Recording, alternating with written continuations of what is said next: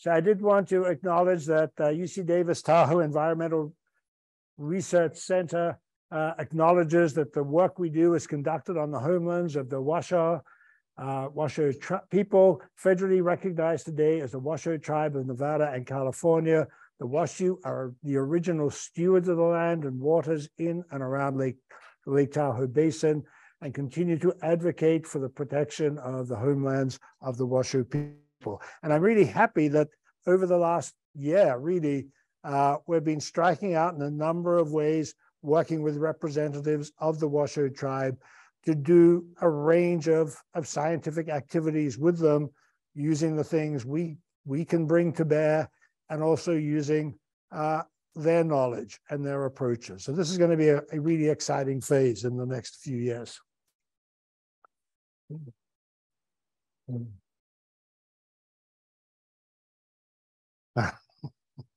Guess what? Tell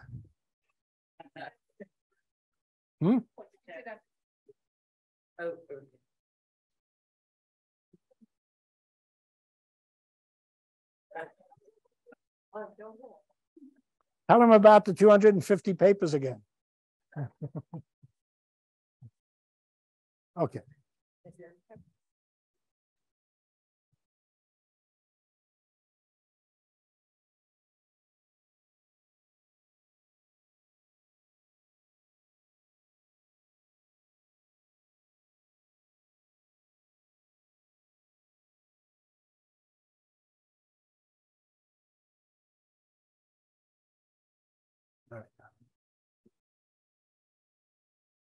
Gonna have to be quick to keep up, Heather.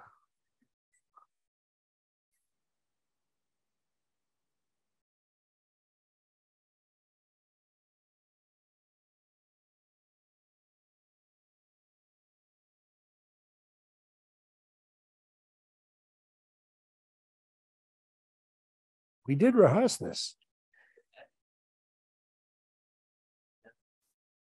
Okay, so at the outset, I would like to recognize the agencies and organizations that helped fund the actual production of the State of the Lake report. This was my idea because I thought it'll be hard the first year, but after that, we just add 1 point to every graph and a piece of cake. It was not easy. And it does take a village, a big village, to do it. So thank you to all those organizations who are there for us every year. Next slide. And really, there are a lot of groups that fund us to do the research, not just to produce a report. And there's a tremendous number. These are just the people funding us this current year. So left-hand side, second from the bottom, says UC Davis Office of Research. We fall under the UC Davis Office of Research. They provide about 20% of our funding. The 80%, the part that actually does the science, comes from all these people. I'm very pleased. Christina Davis, the Associate Vice Chancellor for Research, is here tonight representing the Office of Research. Where are you, Christina? Right there. Thank you for coming, and thank you to everybody else. Next slide. Okay, thank you to all the TURC staff, students, AmeriCorps, faculty, many collaborators who are here. Well, I want to ask the TURC people to stand up. You know who you are. I did want to call out Shohei Watanabe, who's not here, and Allison Toy. They're the co-editors of the State of the Lake report. It could not happen without them. Shohei is our data manager. He doesn't like the job very much because, as you can imagine, 55 years of data and increasing exponentially by the month. It's a lot of data to handle. And Allison makes it all look good. She does the editing and organization. So it would look really crappy without her. And this year we have our inaugural cadre of interns. Talk about that maybe a little later. Can you guys stand up? Interns, stand up. Okay. Yeah, give it. Yeah. Okay. So these are young scholars from around the country. They're here working with us for 8 weeks over the summer. For once, we're actually paying them.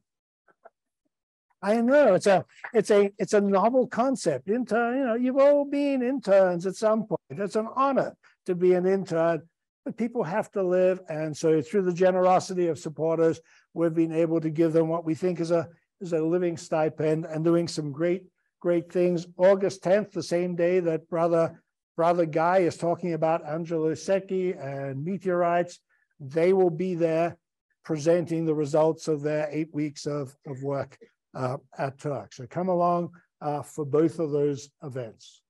Okay. So some of you no doubt heard about our annual fundraiser, Turk Cirque, where we go around the lake by paddled vessel. This is not a photo from that. But it was the first day, which I did, was really miserable. And it evoked memory of this particular event, which, as you know, is nothing to do with Lake Tahoe, but it's a crossing of the Delaware.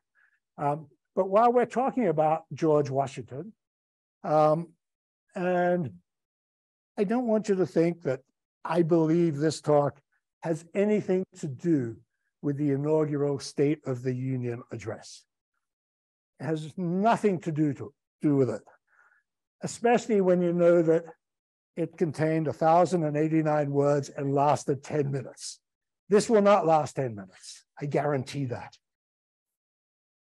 But when we're talking about, again, George Washington, you know, 2 years after independence, we think of 4th of July and all of those things.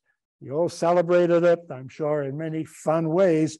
But July 4th this year was a special day.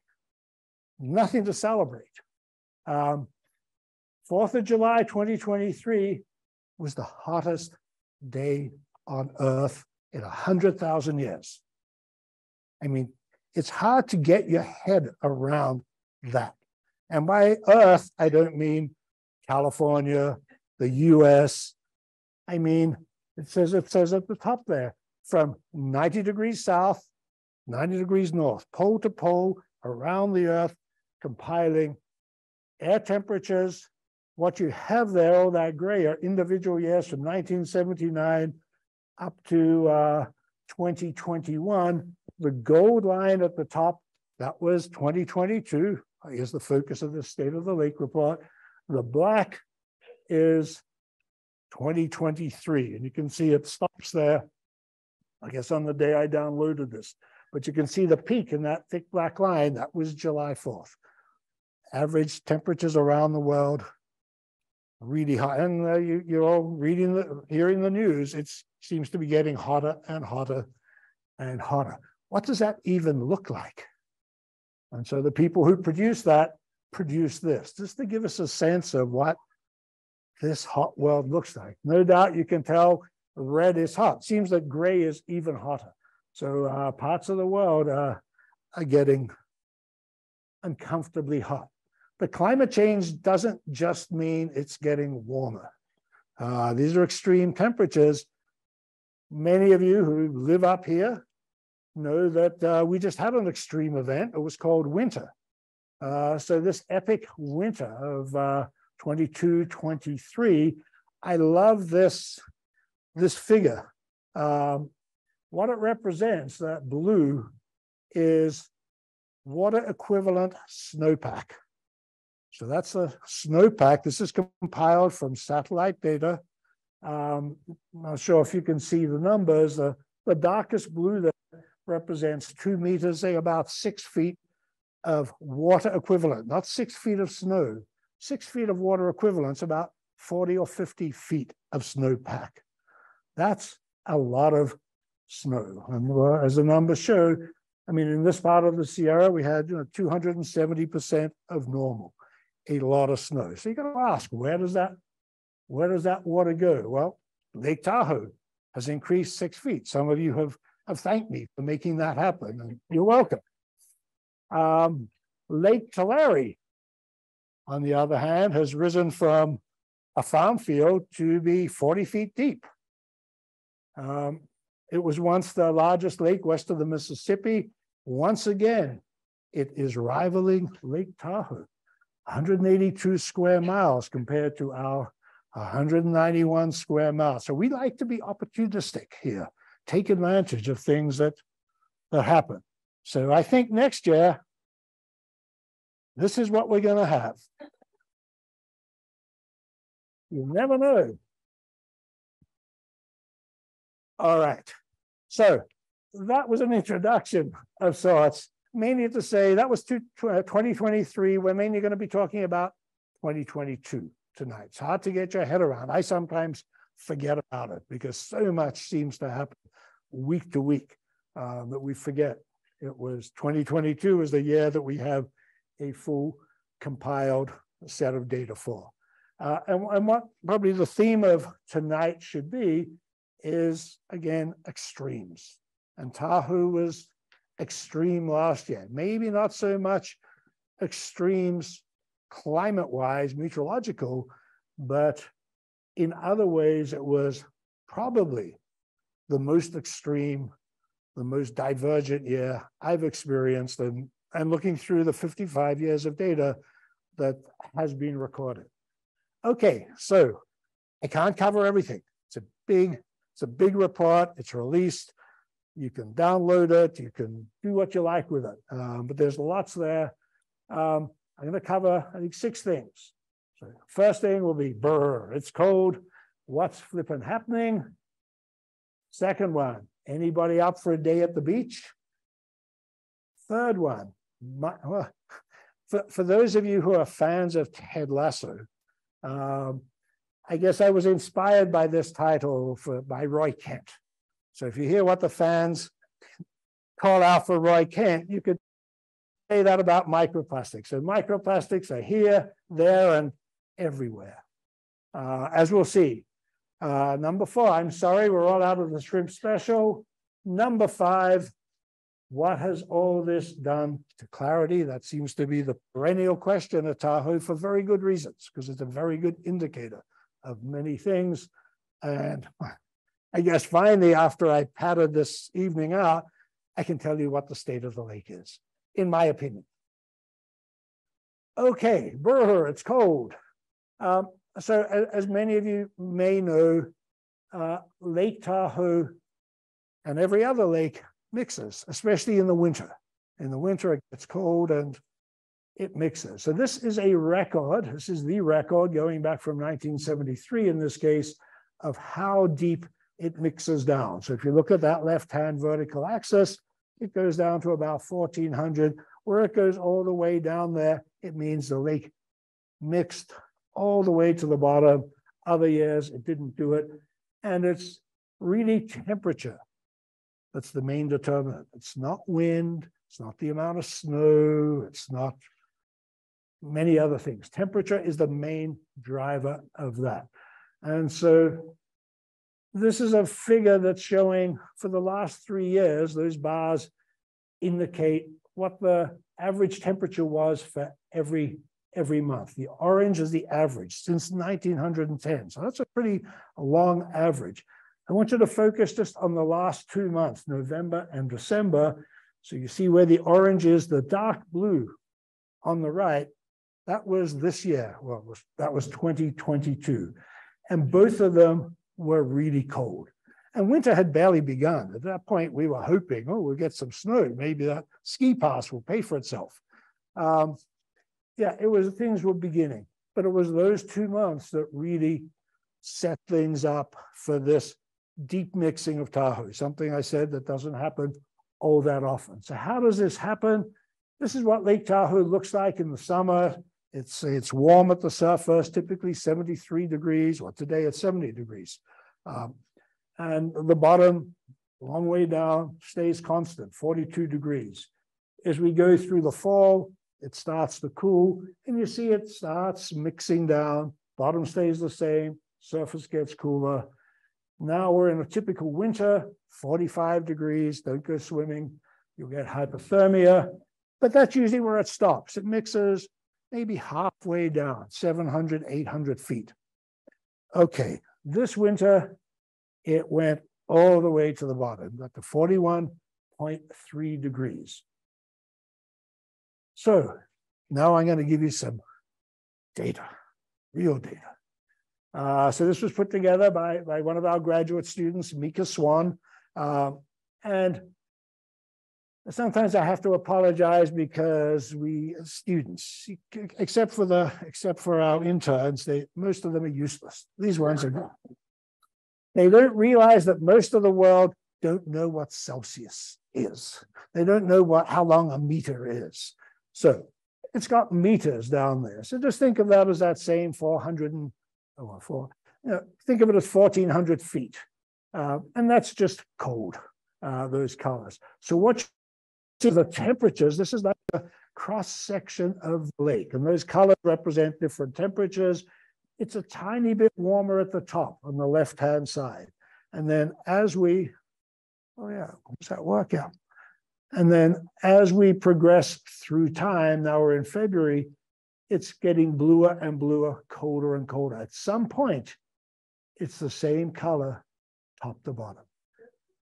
And at that point, it starts to mix. Okay, if we look down here at the bottom, Celsius, I'm afraid, you can see this is the bottom temperature. So all during this period through January and beginning of February, it just at this temperature of 5.2. And then when mixing occurs, it gets colder. It gets colder, and then it stabilizes. The important thing is not the temperature. The important thing is the blue line. This is the oxygen. So the oxygen, this is this right-hand axis. It's at 8 milligrams per liter. It stays at this level. And when mixing occurs, and not before that, suddenly it jumps. So this process of mixing is critically important. This is the only way the bottom of the lake gets oxygen. If this didn't happen, the oxygen would be at zero. Fish couldn't live down there. There'd be weird chemistry happening in the sediments. Nutrients would be released. It would be terrible. So this is good for the lake to happen. One of our concerns has always been that maybe it will stop with climate change.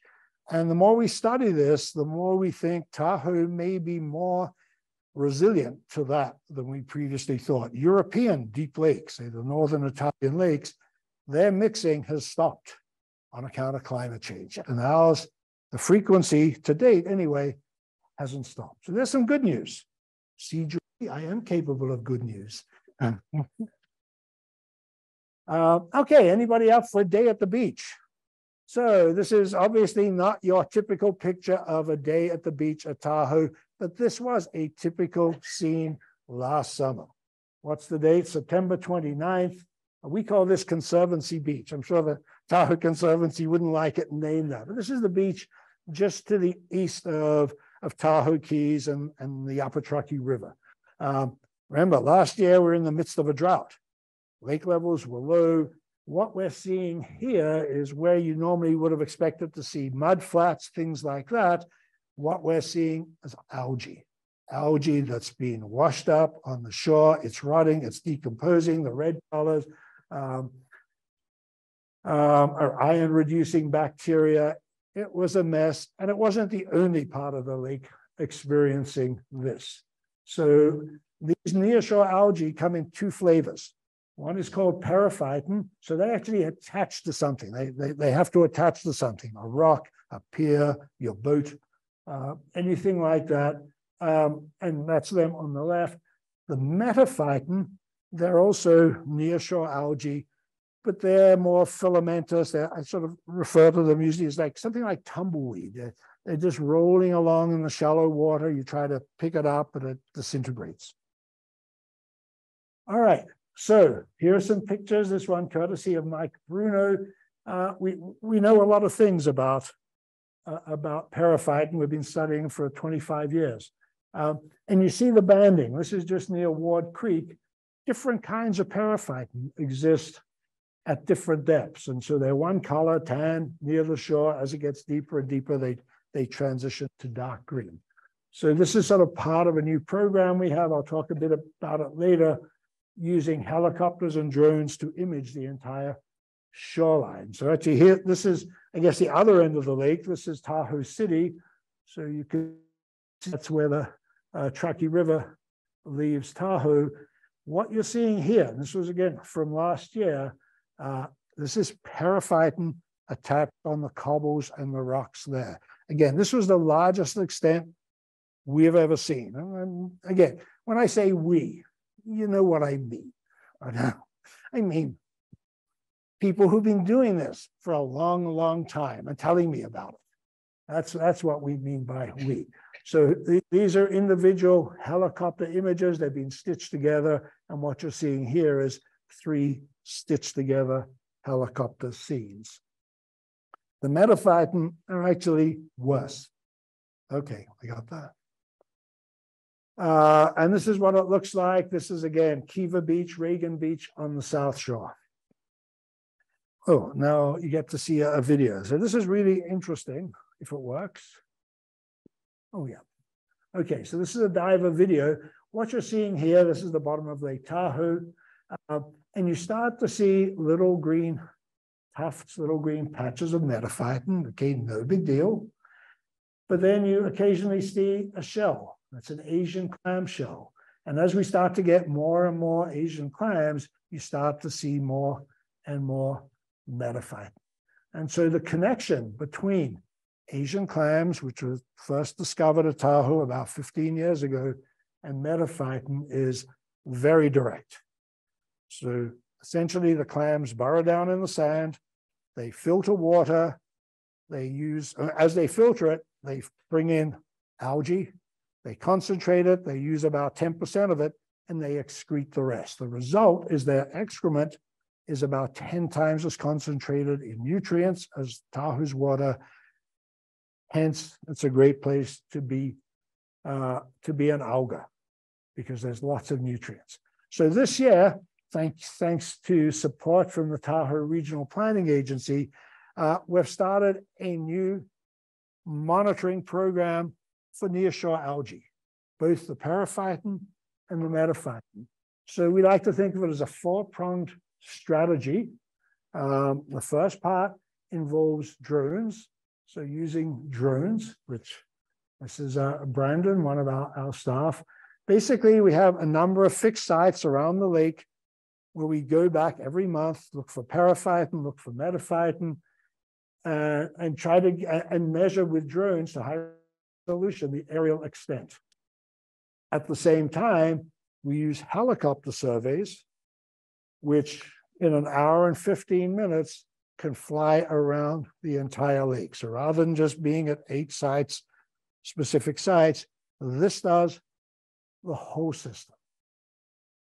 Not wanting to rely on imagery from 1,000 feet up, we also have scuba divers who are down there at those sites. They're collecting samples, measuring the chlorophyll, measuring the carbon, doing that in the lab. And so we have a way of calibrating the drone data, and then we use the drone data to then help trying to get the drone data to help calibrate the helicopter data. So the end result is we have calibrated images of the entire shoreline.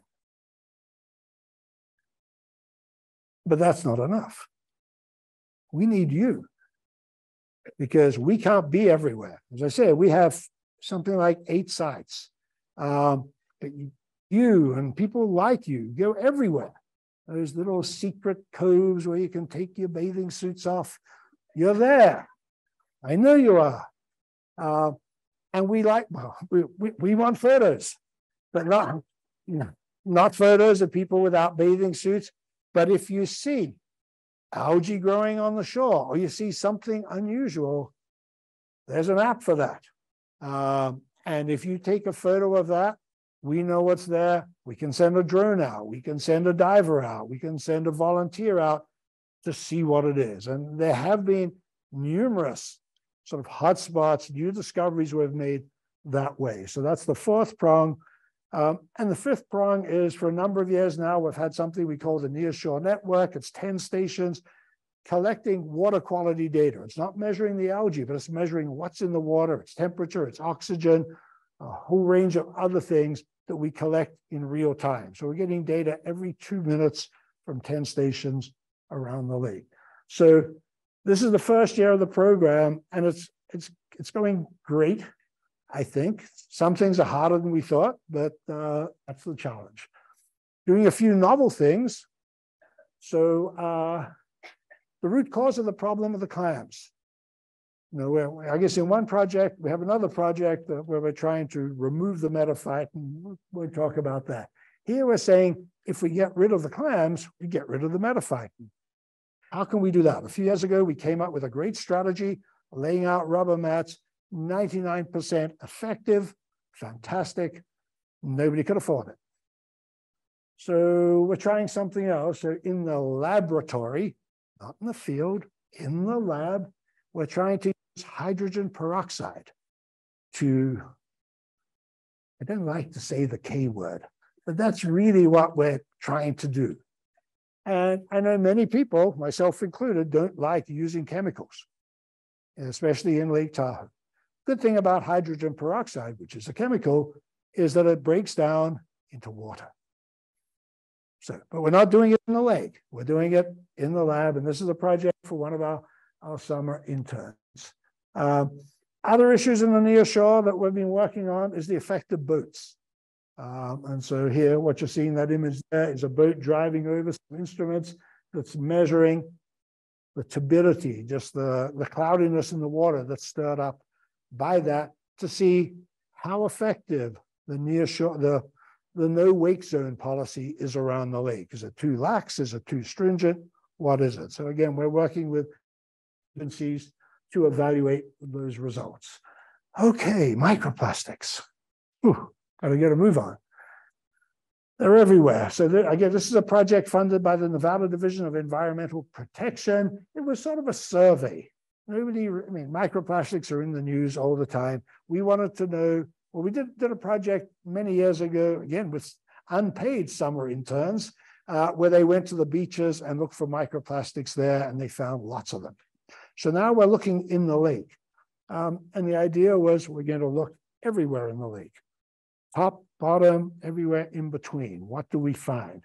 And what let me just back up.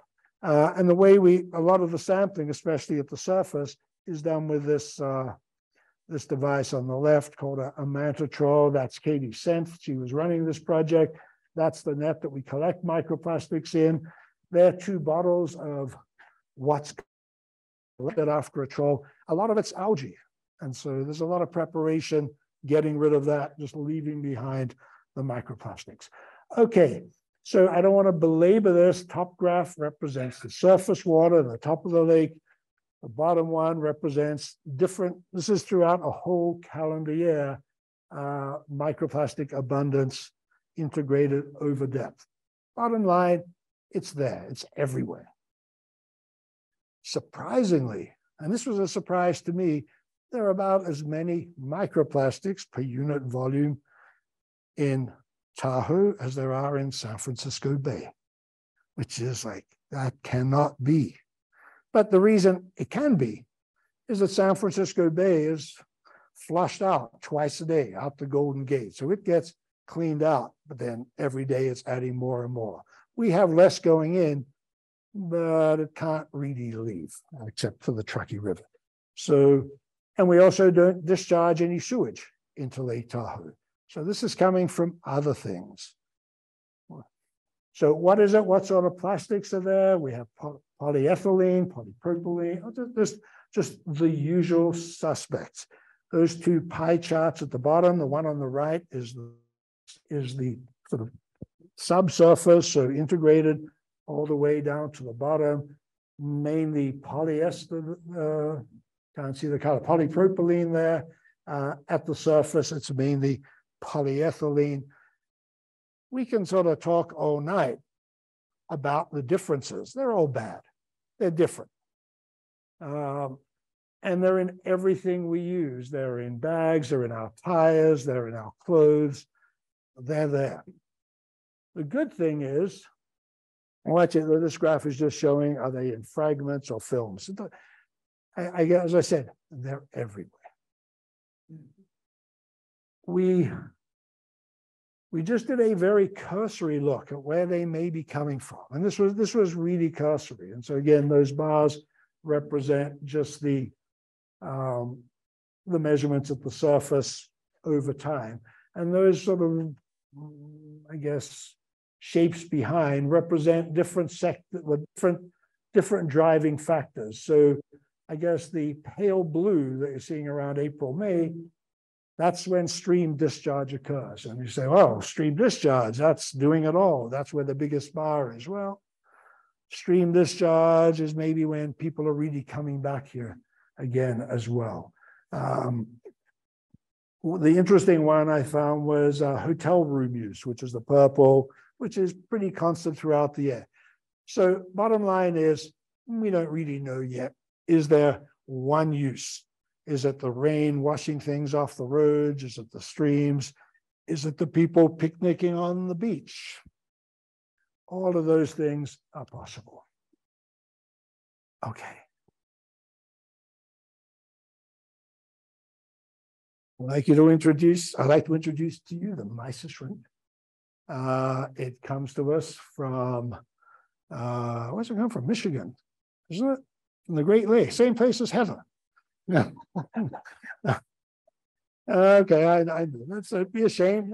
It's all right, nothing to be ashamed of. So, as I said, biologically, Lake Tahoe changed more in 2022 than any other year. So in the late 60s, the Mysis shrimp was introduced to Lake Tahoe. Why? Because the belief was it would make fish bigger, and everybody likes bigger fish. So we have been, well, even though they were introduced in the 60s, people were interested in them in the 70s. They established, they were there. After about 5 or 10 years of research, people got bored and very little was done about them. They were there, nothing could be done, end of story. For long, complicated reasons, in about 2012, we got interested in them again. Total coincidence. And what we're seeing in the top there is a graph of Mysis abundance from 2 stations that we monitor in Lake Tahoe. Red one and a yellow one. Doesn't matter which is which, because sometimes one is more, sometimes one is less. The dashed blue line is important. That represents a value of 27 of these lovely little Michiganders, 27 of those per square meter, which that research back in the 70s and 80s found below that level, they can coexist with other things. Once they get above 27 or 28, they just eat everything in sight, especially these zooplankton called cladocerans, which have 2 main members, Daphnia and Bosmina. So, thing to notice in this graph is what happened this year. Suddenly, instead of being up and down and maybe going down close to 0, 1 month, for 12 months, they were AWOL, gone. All right, this is just a picture of, Mysis are really fun to work with. Anybody want to be a Mysis scientist? Okay, because they have this thing where they migrate down to the bottom of the lake during the day, so you can't sample them because they're down at the bottom, and at night they come up to the top, so you can sample them. So if anybody's interested in midnight cruises on, we have some unpaid internships for you. All right, so there they are working. This was about a month ago, and they're actually going out tonight to do it again. We're going to focus just in this last year, just that blue shaded area.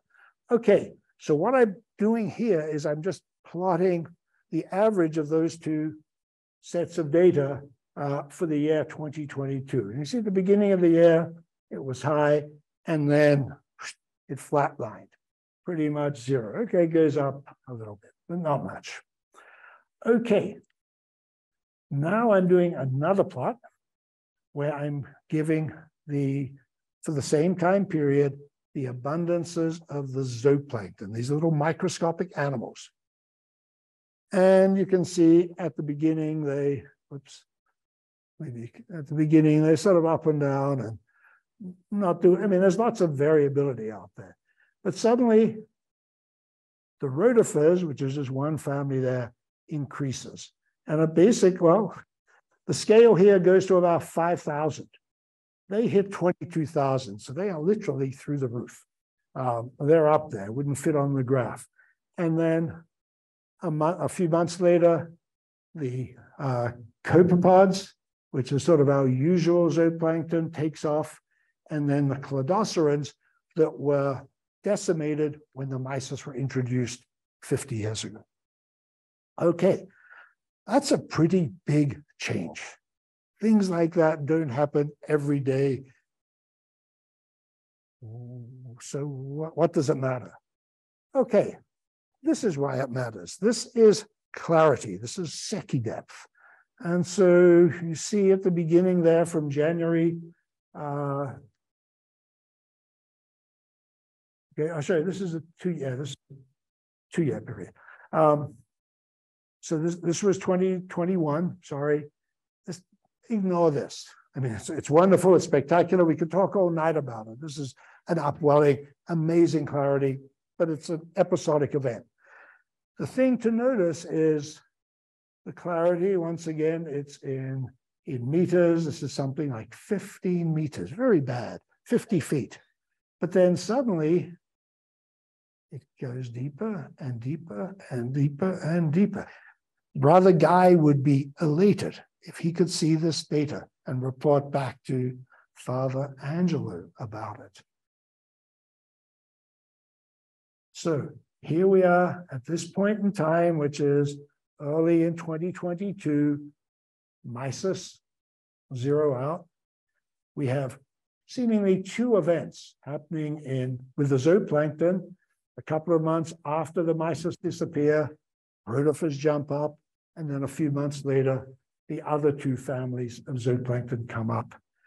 And then as the other zooplankton get reestablished, a miracle happens. That's a scientific expression. We don't know what the hell is going on. Now, which is why we're calling in the Vatican next month. Let's see if they can help us. Okay, so and everybody says you're blaming the victim. The poor mysis is dead. How did it die? Why doesn't anybody care? Well, why did the mysis disappear? It's a good question. Once again, we don't know, but we have two theories. So one is part of their food supply comes from copepods, and about 6 months before they died, we noticed that some of our stored samples of the copepods looked fuzzy, like they had a fungus. And so we're exploring that, the idea that, well, maybe their food source got a disease, they died, suddenly there was nothing for the mysis to eat, they essentially starved to death. It's plausible, but I don't know if it's true. But those sorts of things have happened in other places. So if you think that one's far out, wait till you hear the next one.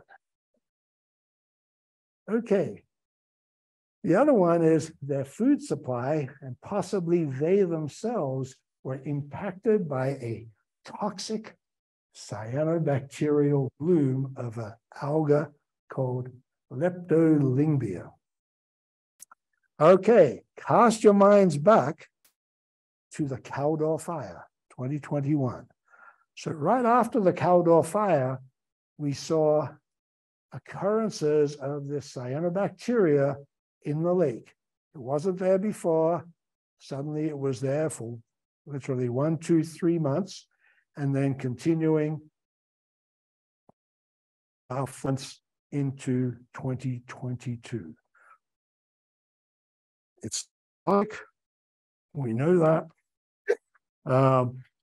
And for the first time ever in these 2 years, they were the most abundant alga in Lake Tahoe. Could be a total coincidence. but it's worth exploring. And that's what we're doing. Maybe there's something there. We know they're toxic, or they can be toxic. Doesn't mean because you're capable of producing toxins doesn't mean you're toxic all the time. So anyway, other things have happened, other weird things. We've had a return of big algae. Most of our algae have been really small since the introduction of mysis. So these are giants. They're a whopping 100 microns long. Your hair is about 100 microns wide. So we're starting to see those again. Is that, and they have high algal biovolume because they're so large. Is that interesting? Well, whoops, shoot. Is that interesting? I think it is. So here we are going back to 1968. Oh, shoot. So back then, back in the day, we had these sort of high green dots, these high biovolumes. And then for a long time, they were very low. And then suddenly, 2021, 2022, they're back high. So this isn't so much an anomaly as maybe going back to something that we had before. Okay, here's an anomaly. So you all heard about photosynthesis? Yeah, I hope so. Even if you haven't, just nod your head. Okay, it's the way plants and algae of plants, they sequester carbon. And so this is one of our most puzzling plots at Lake Tahoe. So back in the 60s, this was the level, this is a unit of say, photosynthesis, photosynthetic production. It's been going up and up and up forever. Till this year, it just went nuts. I mean, it's high, the average is higher and the standard deviations are higher. Again, something is happening biologically. And it isn't just one instrument that's measuring three different things. And so there's nothing necessarily in common. These are measurements taken with very different instruments, different approaches. Okay, let's talk about clarity. I have to show you this picture because this is the classic picture. This is clarity since 1968. Each of those dots represents the average of about 25 individual Secchi depth readings. And when you look at it, we're looking at 2022 there, it's like, that doesn't look so special. It's sort of, I mean, yeah, there are other dots that have greater clarity. What's this guy on about? I know you're thinking that. All right, I will show you what I'm on about.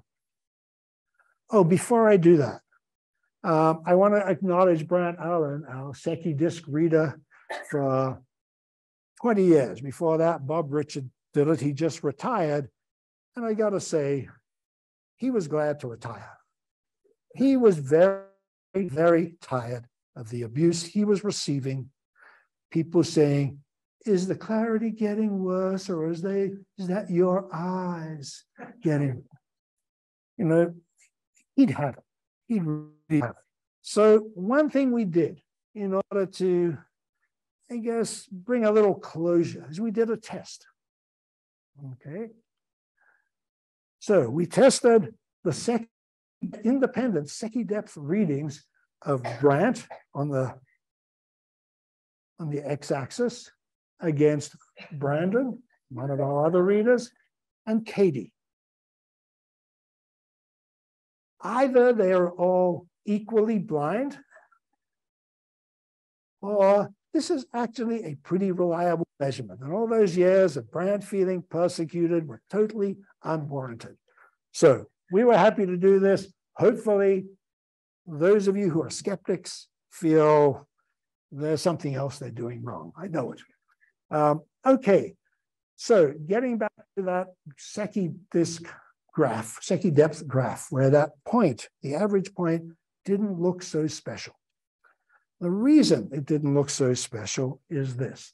So what I've plotted here in the gray dots are all the individual readings for the last 25 years. And you can see in the beginning of the year, they're typically clearer, and in the summer they get worse, and gets clearer towards the end of the year. So the blue dots are the values from 2022. At the beginning of the year, it starts off like the recent years. Actually, it's worse than most years. 2022 started off as being like, how am I going to explain this? They're funding all this research, and we're going to tell them it's getting worse. But then a miracle happened. Right here. So here we are, that period when around the time, or just before the zooplankton started reappearing, the blue dots literally cut across 20 years of prior data. And suddenly, if you were to average the values, so those last 5 months, August through December, maybe that's a pretty good number. I like good numbers. So I thought I would average those numbers.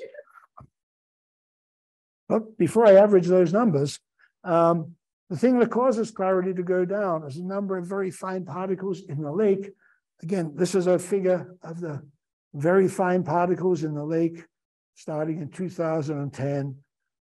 This was the 2017 winter was bad. Those numbers were really high. Suddenly in 2022, boom, we're low again. So there's actually a reason to think clarity could get better. Anyway, back to my averaging.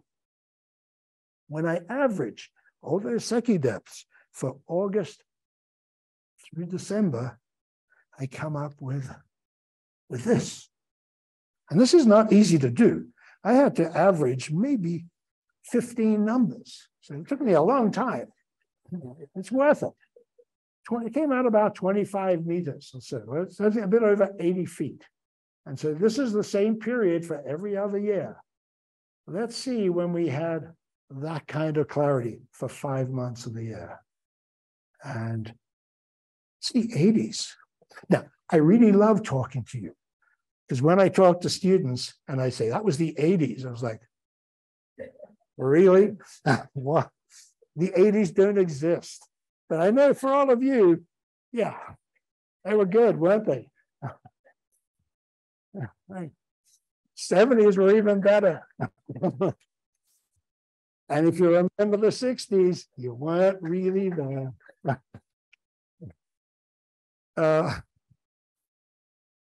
Okay, what is the state of the lake? Finishing up, 5 minutes.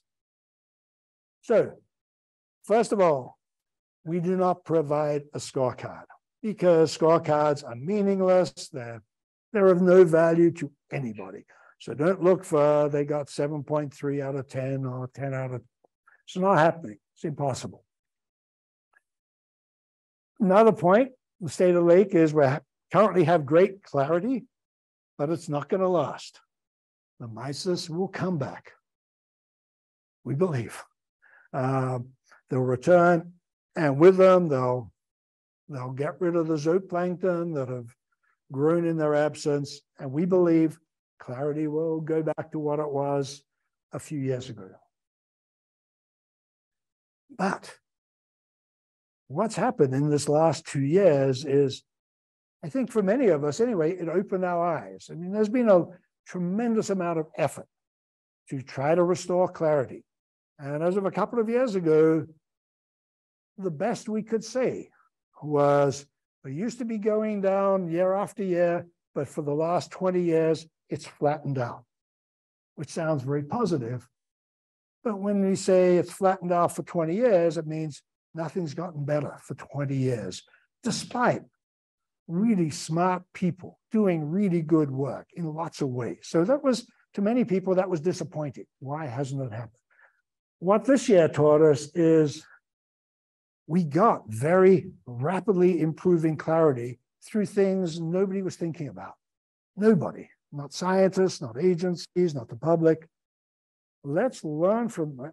We have an opportunity to learn from that, to see what it is we can utilize and maybe incorporate that into future strategies. So 3 lessons, I think, I'm taking away from this. Are you taking notes, Dan?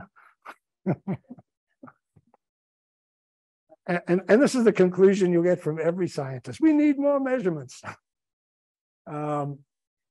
Is many of the things we've been doing, the way Tahoe has been monitored, I'd like to say is 20th century. Sorry, 19th century. In some ways, it's 18th century. You go out every month to the same point, you take the same measurements, gives you a nice time series, but you can do better these days. So here's some examples of things that, well, the one on the left is something we've been trying to do. This is called a wire walker. It's literally, it's powered by the wind. Every 20 minutes, it falls to the bottom of Lake Tahoe, and then every 20 minutes, it powers its way down to Tahoe, has a little cam on a wire, gets to the bottom, lets go, floats up to the top, taking measurements 8 times a second as it rises, every 20 minutes. Suddenly, algal blooms that can come and go in a matter of a week or two can be resolved as they're developing and dying. Currently, we measure that once a month. We're missing a lot. The one on the left measures currents in the lake. We actually have this down. We deployed it just a few weeks ago. It measures currents. That's the reason we have it. It also measures mysis. So right now, it's not measuring very much, but we expect them to come back. And we can see the mysis as they migrate vertically at night and as they go down during the day. And this, we believe, will help us understand how things are changing. So that's measuring more frequently. We need to measure in more places. So right now we have 2 stations that we've operated for 50 years. But it doesn't tell us what's happening. So again, there are technologies for doing that. Here's one example of that. It's called a glider. It's not a glider in the sky. It's a glider that operates in the lake. It uses very little power, changes its buoyancy, and it can go across the lake, back again, following this zigzag path for 30 days. So this picture, you see they're about to deploy. It's gray, it's cloudy, it's choppy. It's hard to motivate a crew to go out under those conditions and take some measurements, and then they just race in to avoid dangerous conditions. This will go day and night during storms. This is some data actually measuring particles in the lake after the Caldor fire. So it's actually, I'm not going to explain it, but the colors are pretty. And I'm sure you'll think it must be very, very good data because the colors are great. Actually, no, I will go back. Essentially, this is showing time. So this is August 21st through to September 17th. And what these are showing is particles in the lake, and just how in a matter of 2 or 3 weeks, particles that were dropping in from wildfire smoke disappeared. Again, it's hard to get such a comprehensive picture if you're racing out once a week, twice a week. This is measuring it continually. And then finally, people think of models, computer models, as something to predict with. Yeah, they are predictive tools, but they don't just have to be used for prediction. They can be used to predict where you think something interesting is going to be happening or is about to happen because of the forecast winds. And that's where you go and monitor something. That's where you measure something. You just don't go to the same place because we know where it is. You go to where things are happening. Okay, that is it. That's the state of the lake in 2022. The lake is great. Tahoe is great. You're great. I'm sorry we have no time for questions. Yeah.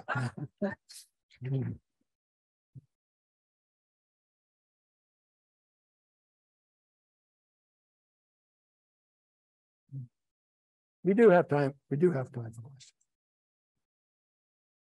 At least as long as it's not about Tahoe Keys. Oh, good. So your rapid clarity from the unexpected is regarding the center of the lake, which is also where the data points are being collected. You said that we need more. I'm wondering, where would you consider that we need more? Are you going to get some closer in on the near shore? And what is the plan to address the near shore issues? So you said last year it was low water levels and the Howland fire, but this year we had high water levels. As I understood from Heather that you know, that is a time when we have a lot of flow and we do get a lot of phytoplankton. But it's more than I've ever seen in 30 years I've been here, that it's 3 inches thick in places all along the North Shore. People can see it from Garwood's that were from the Keys. They commented to me about what's happening on the north. And so Ramon Navarro at the USGS, who I noticed funded some of this is USGS, has proven what many people already knew, that the nutrients are coming from, there are many nutrients that are coming from the streams, not just from people's yards, but the fertilizers that are coming from not just golf courses, they're people's yards, and it's coming from the groundwater. So he's proven that. He now has the report, it's out. Are we going to address that in the basin? Well, fortunately, I work for a university and not a management agency, so I'm not sure what the management agencies, and there are several, how they're going to address that. But I mean, groundwater is but one source of nutrients for nearshore periphyte, the attached algae. And so, you know, they go down literally 60, 70 feet. So it isn't just groundwater. It is more complex than that. And depending on the lake level and the severity of the past winter, sometimes we actually have groundwater flowing out of the lake. So it's a complex issue. But I think the root question there is, what are we doing about the nearshore?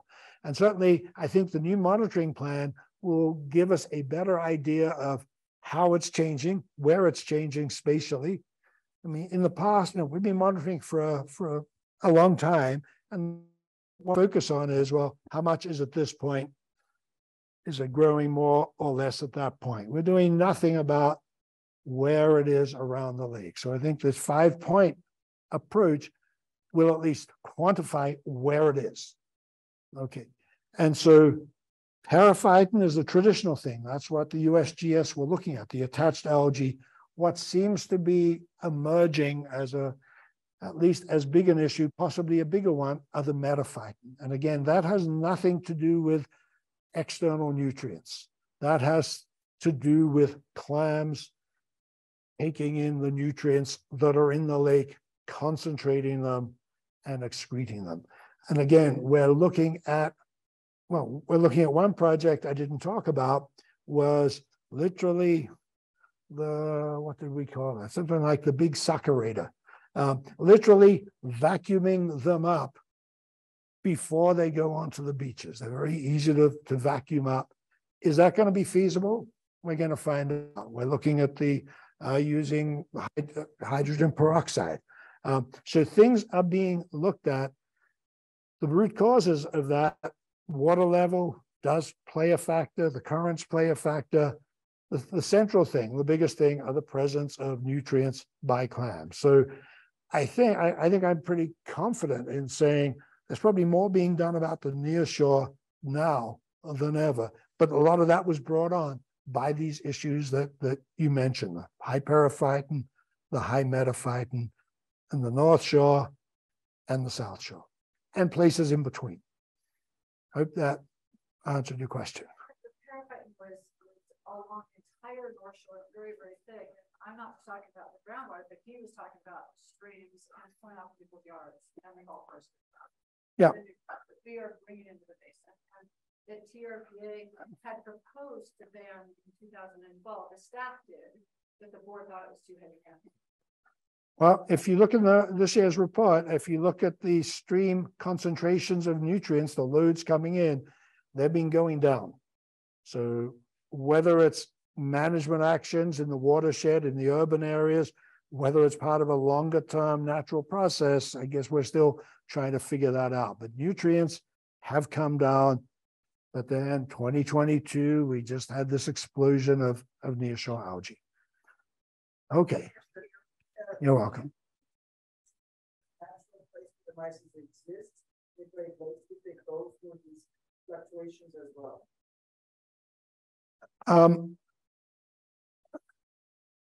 I think the mysis in the Great Lakes are doing, I mean, they've always been there, so they're part of the system. Mysis were introduced to many lakes in the West because they thought it was this wonderful food for fish. And every lake they've been introduced, there have been bad impacts on the whole food web. So actually, I think they're introduced to Fallen Leaf, and they're introduced, what's that other lake in Montana? What's Flathead Lake. And there they decimated the population of the introduced fish, the Mackinaw trout, also from Michigan, Lake Michigan. And so it's in these introduced, where they've been introduced, that they're causing issues. Whether in this last year they've gone through the same sort of swings we have, I don't know. But yeah, it's hard to tell. This was, yeah, actually, but it would be interesting to look. Yes, sir. Two questions. First one is, when the lake turned over, I saw on your chart that the bottom temperature dropped 2.3 of a degree Celsius. How long does it take for the bottom temperature to change and rise again? I mean, it's awfully deep down there. The second question is, very late in the program, you had something that was kind of a schematic, but it showed two large main gyres in the lake. Is there any publication or something that you can go and read about, you know, the large scale surface and subwater circulation? Yeah, let me answer the second question first. Yes, this is a paper I wrote with, actually, it was the work of a graduate student and a collaborator from NASA, and we were using remote sensing data. So if you look down at Lake Tahoe, north at the top, there are two gyres. The northern gyre goes counterclockwise. The southern one goes clockwise. But there are also little ones. So yeah, that's there. I can, if Heather can get your contact information, I can send you a link to that. And the other question. How long does it take? Oh, bottom temperature. Yeah. It basically warms up really slowly, and we're not quite sure why. It's not geothermal heat. So, but if it doesn't mix for say 4 or 5 years, which has happened in the past, it may go up 0.1 of a degree. So it goes up slowly. But then when mixing occurs, remember when that mixing is happening, the whole lake is losing heat to the atmosphere. So that's what suddenly brings it down quickly. And that's, you know, trying to maintain, I mean, oxygen is the big thing, but trying to maintain low bottom temperatures is also a good thing. It's what the biota are used to there. So it's, again, we have data on that. At the back, yeah. Because of the recent publicity about the plastics, can you comment on the depths that the municipal water is pulled from Lake Tahoe for the community around it? Has the plastics, does it get through the system and come out in our drinking water, or is it filtered out, or the level that you test for in your, is that above or below the criteria? Can you comment on that? Reluctantly, yes. Lake Tahoe has always prided itself on having something called I think it's called the non-filtration exemption, which is a great thing. It means that drinking water companies don't have to have this very large expense of filtering water, which they then pass on to their customers, which says, no, the water you drink from Lake Tahoe hasn't been filtered. And if that water has microplastics in it, then you're probably drinking microplastics. And okay, so the other question was, what depth do they pull that water from? I think they all pull it from about 16 or 20 meters. So that's sort of something like 50 to 70 feet. So it is down there. It's away from the surface, sort of nearshore contamination issues.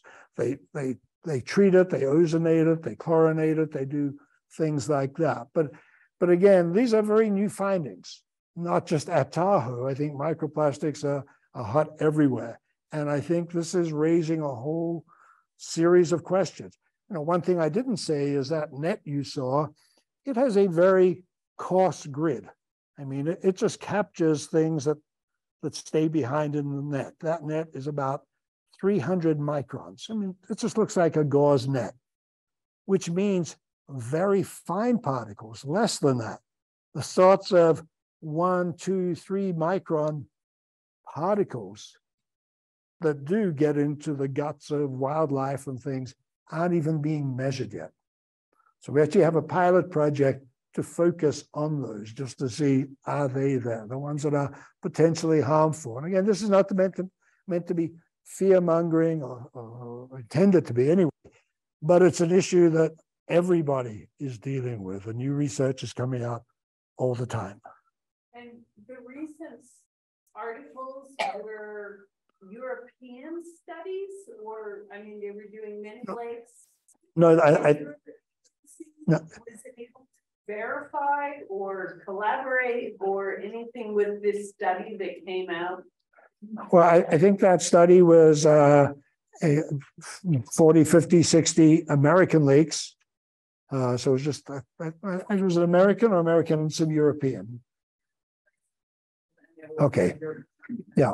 So, but again, it's a global problem. We don't use more or less plastic than anybody else. And the thing is, nobody is finding a lake that's free of microplastics anywhere. That's in a plastic bottle that you buy. Yeah. Could you explain how the current meters are going to also track the mysis shrimp and how they use the information? Okay. Finally, a question I can answer without controversy. So these are called acoustic Doppler current meters. So they send out sound signals. And some of you may remember from high school, if you took that class, this idea of the Doppler shift. You know, when a train comes towards you, I guess the whistle sounds higher, and when it goes away, it sounds lower. So basically, they send the sound signal there, they bounce off particles, and they can measure the currents which way they're going. Because they're bouncing off particles, they're also telling us where all the particles are. So suddenly there's a band of mysis here, we get a strong acoustic signal. I mean, what surprised me, and again, this like most science, you never find what you're looking for, but you find something else. This was work done by another graduate student, Australian as it turns out, and she did this 3-month survey in Tahoe, and she had a sort of velocity data, and in the data, and there's sort of those color plots like I showed before. There was this, you see these sort of strange colors going up and down, going up at night, coming down during the day. And it was like, that can only be mysis. And so there are ways of interrogating the intensity of that signal. And so that's what we're planning to do. So that instrument we were putting in there, we're trying to get a background when we know mysis are very low in number, so that as they come back, we can track them. But this is pretty novel work. So we'll see how it goes. I'll keep you informed, Hillary. Yeah. So recently in the news, there's been discussion about this telecom cable on the West Shore, supposedly running from Baldwin Beach through Emerald Bay up to Rubicon Beach. And is there a way to find out specifically where those cables actually are? I was able to find a rough map that showed approximately where they are. And are are you guys studying around those cables at all? Or? Yeah, well, we know exactly where they are. And you can actually, if you go down to Emerald Bay, I mean, you can see the big concrete foundation on the beach that sort of anchors it there. So it's not a secret. I mean, in hindsight, the companies would have probably preferred to have buried them. So nobody would know. We actually were supposed to be getting some funding to look at, I think, mercury coming off there. We sort of designed a whole device to go around a section and measure the rate at which mercury is being released, mercury and lead. But for some reason, I don't know what happened to that. Like, the funding never came through. And as I said, 80% of our funding comes from contracts and grants. So if we don't get a contract, we don't do the work, sadly. So do you know how far north it goes? Oh, it just goes across Emerald Bay. I mean, that's the one I know of. Maybe there's another one. There's one that goes up the west shore, north of Emerald Bay, into Rubicon Bay, which is 5 miles north. Yeah. There. Yeah, so that one I don't know about, but it wouldn't. Yeah, it wouldn't surprise me, but I just don't know. Can you explain to us, does TRPA listen to you, fund you, or have any kind of connection with you? TRPA loves us. 2 members of TRPA are sitting in the second row. That's how much they wanted to get a seat in the first row, but they were too slow. No, I mean, all joking aside, TRPA have been very good funders of our program. As I said, we've been monitoring Lake Tahoe for 55 years. And that monitoring has largely been paid for by TRPA. And as much as I like to think they have all the money in the world, they don't. And so we're grateful, and let's hope you get all the money in the world. But I think Gil had a question. It's not Gil. So Charlie mentioned fish, and I know essentially. yeah.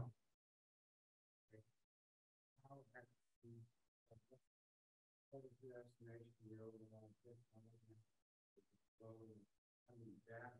also the overall health? Really hard to answer that. Very good question, is because there hasn't been a fish survey done in probably 40 or 50 years.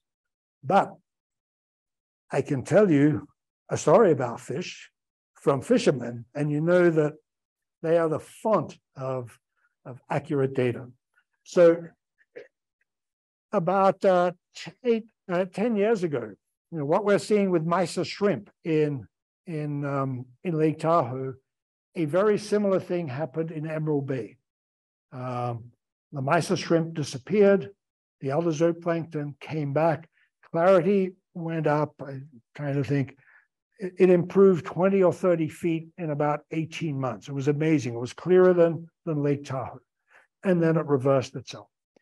The truly amazing fishing story associated with that is immediately after that event happened, they caught a state record kokanee salmon just outside Emerald Bay. And you think, well, people catch record fish all the time. The previous state record was set, I think, in 1971, right after the mysis had been introduced. So for something like 50 years, 40 years, the kokanee were all small. Suddenly, the mysis disappear, the native zooplankton come back. You're getting a large, we believe, they are feeding the little silver sides, the little fish, which the kokanee are eating. They're eating the daphnia, and suddenly they're growing to being more than 15 inches, to being 24 inches, and the whole big, beautiful look they have before they die. So it would seem, based on half a dozen photos fishing guides gave us, that these sorts of changes are conducive to an improvement in the fishery.